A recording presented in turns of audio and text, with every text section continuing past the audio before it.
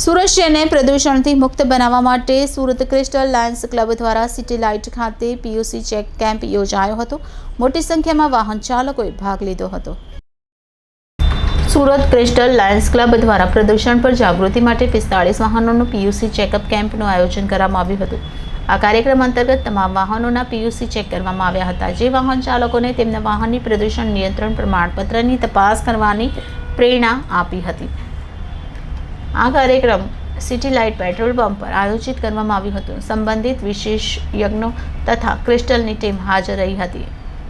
વાહનોની પીયુસીની તપાસ કરી અને લોકોને પ્રદૂષણ વિશે જાગૃત કર્યા હતા। સુરત ક્રિસ્ટલ લાયન્સ ક્લબના પ્રેસિડેન્ટ ડોક્ટર કોમલે જણાવ્યું, આ કાર્યક્રમના માધ્યમથી લોકોને જાગૃત કરવાનો ઉદ્દેશ્ય છે અને પ્રદૂષણ માટે કામ કરવાનો સંકલ્પ કર્યો છે।